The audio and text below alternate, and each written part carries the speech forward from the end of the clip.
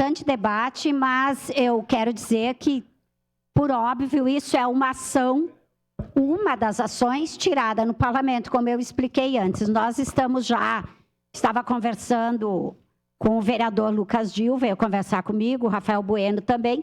Provavelmente a gente faça uma audiência pública no dia 16 de novembro, já quero dizer para todo mundo ir reservando a data, né?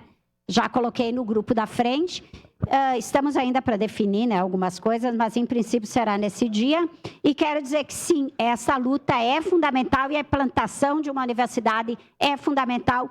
Pego a fala do vereador Renato, por tudo que ele expôs aqui, e dizer assim, não, gente, não dá para a gente substituir uma presencialidade de uma universidade por um EAD, né? Realmente, algumas disciplinas eu fico chocada, porque a própria UX tem, e não é uma aula EAD, tu faz lá o que tem lá.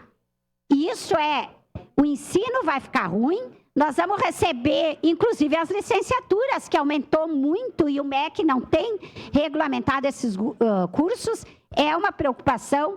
Então, nada substitui o ensino, a pesquisa, a extensão de estudantes que se encontram, que debatem, que têm experiência dentro da universidade. Quem aqui passou por uma universidade sabe o quanto é importante a vivência universitária. Então, nós, infelizmente, ou felizmente, o laptop, o celular, vem ajudar a complementar o ensino, mas não a substituir. Então, a nossa luta pela Universidade Federal, aqui nessa região, ela é imprescindível, e eu sei que eu conto com o voto e a participação de todos os vereadores, de todos que aqui se pronunciaram e mesmo os que não se pronunciaram. Muito obrigada. Obrigado.